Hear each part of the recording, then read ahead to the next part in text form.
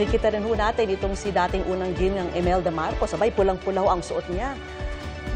Ito ho yung, kasama rin Si niya Irene. itong si Irene, no? At kasama si Pangulong Bongbong Nandun si Marcos. Nandun sila sa Batac, Ilocos Norte, no? At sabay-sabay silang Naghahanda na. boboto, pati si Congressman Sandro Marcos. Nandun na rin siya sa Mariano Marcos Elementary School sa Batac. Ay, si Pangulong Bongbong. Oo, ang ating Pangulong si Presidente Bongbong Marcos. At ito po ang Mariano Marcos Memorial Elementary School. At actually, itong eskwela na ito, pinangalan sa lolo ni Pangulong Bongbong, no? At matagal ng voting precinct ito ng buong pamilya Marcos. Kabilang nga si dating First Lady Imelda Marcos, na talagang bumiyahe pa rito para buboto, no? Kasi alam natin, dito siya nakatira sa may Makati. Abot pa si dating unang ginang sa priority lane. Oo nga. Tapos dito Senior, PWD. Diyan rin bumoboto nga itong si Ilocos Norte Representative Sandro Marcos, na alam natin is running unopposed. Kaya Walang isang kalaban. boto lang ang kailangan. Magboboto ka lang sa sarili mo, panalo ka na. Panalo ka. One vote lang. Senator Amy Marcos, dito rin ba sa school na ito dahil Yun ang nabanggit natin noticeably kanina. absent, Oo. ano? Sa Batak pa rin boboto itong si Senadora Amy. Pero hindi siya kasabay ng Hindi sila sabay-sabay. pamilya.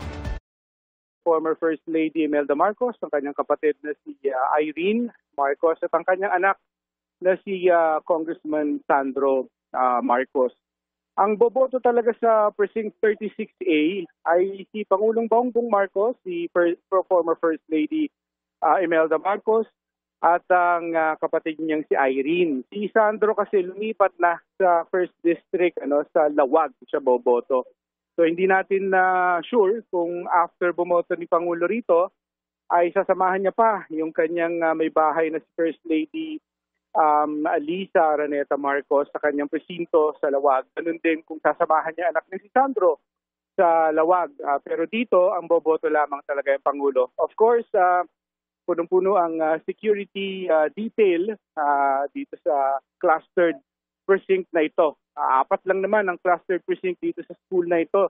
Talagang kinlear talaga yung school na ito dahil host din kasi ito ng palarong pambansa next week. Kaya talagang 2,000 plus voters lang ang boboto rito. Dito sa presinto na 36A, kung saan bumoboto ang Pangulo, ay 99 lang sila voters sa kanilang presinto. 58 sa listahan ng voters list ang Pangulo.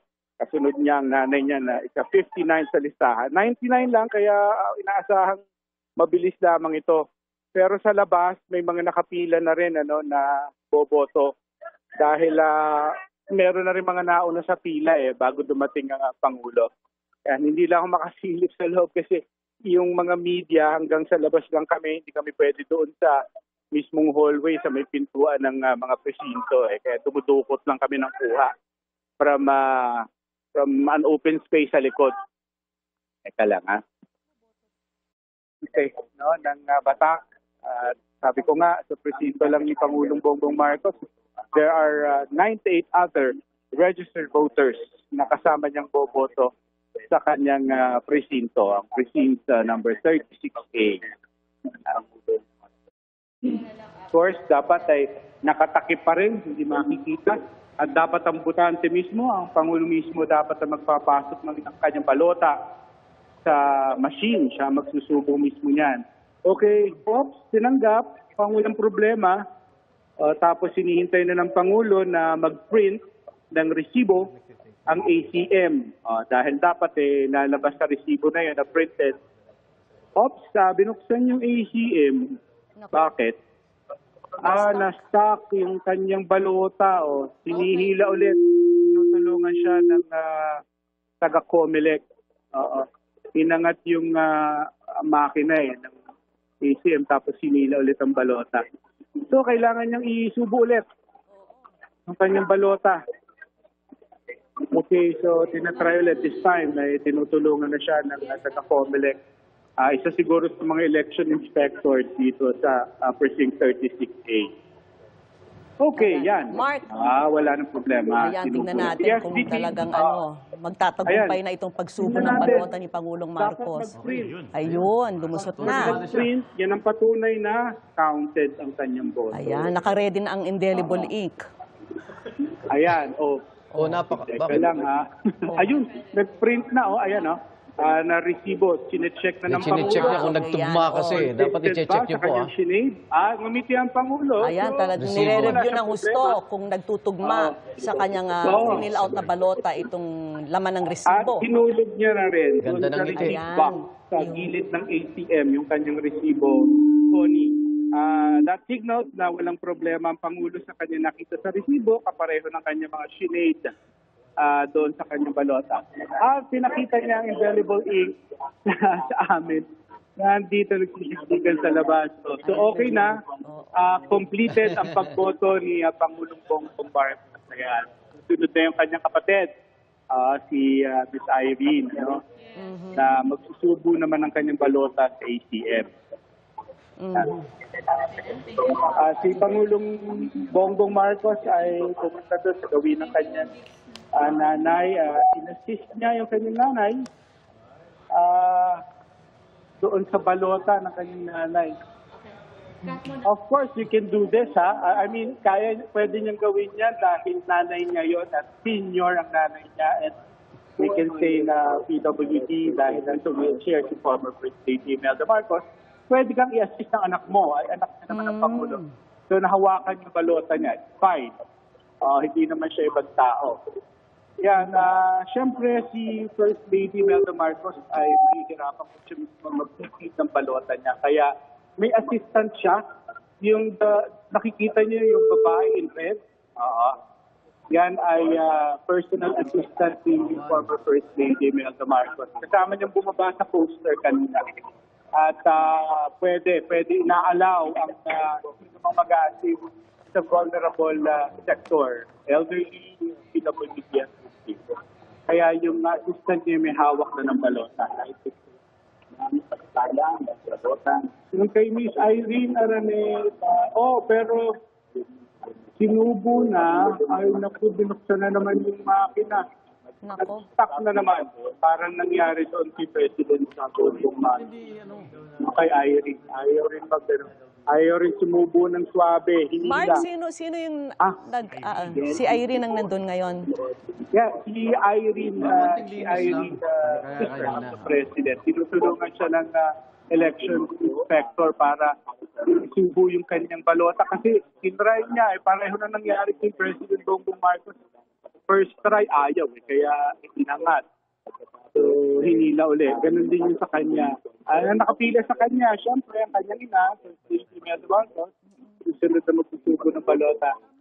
Okay, I think yung kay Miss Irene ay tinanggap kasi na rin. Nag-print na ng receipt. So now, Miss Irene is checking kung tama yung naka-imprenta sa resibo niya versus dun sa kanyang sinade sa balota. At wala siyang problema. So, pinupinan ni Irene at kanya nang iuhulog doon sa box para sa mga resibo ito. Voter's receipt. Kailangan kasi ihulog talaga yan after mo i-check. Tapos lalagyan ka na ng indelible ink kasi wala ka namang problema, wala kang reklamo sa naging proseso mo. At ang indelible ink mo ang mag-seal. Yan ang senyales na tapos na ang iyong role dito. Yan, nakaboto ka na. Ayan, si First Lady Imelda Marcos ay witness lang siya habang sinusubo yung kanyang balota sa ACM sa tulong ng kanyang personal assistant. Pareho silang nakapula. At saka yung isa pang COMELEC official. Ayan. Let's see kung magiging swabe naman ang pagsubo ng balota, no? Ng boto ng dating unang ginang. Okay. Ayun, walang problema. Ang kay former First Lady, nag-print agad ng resibo at chinecheck ng kanyang assistant yung resibo for her in her behalf. Tapos, yung assistant, ang nagsabing it's okay. Parang siyempre, pinagkakatiwalaan na ng First Lady na Tama, kasi I'm supposing malabo siguro mata. Kasi hindi na nag-bother si First Lady Imelda Marcos kung tingnan yung resibo eh. Yung assistant niya na lang ang nag-check at nag-nod na, nagtumango na yung assistant, meaning okay, indelible ink na ang dating unang ina. Habang ginagawa ito, tapos na ang kanilang proseso, si Pangulong Bongbong Marcos na sa may pinto, kasama yung kanyang kapatid na si Irene at anak na si Congressman Sandro, hinihintay na lang nila talaga si First Lady Imelda Marcos to finish. Ayan. Tapos na rin at palabas na sila. Vicky. Ayan, Mark. Matagumpay na. Ang, Tagumpay na. ang pagboto Oo, nitong si Pangulong Bongbong Marcos, Ilan? ang kanyang inang si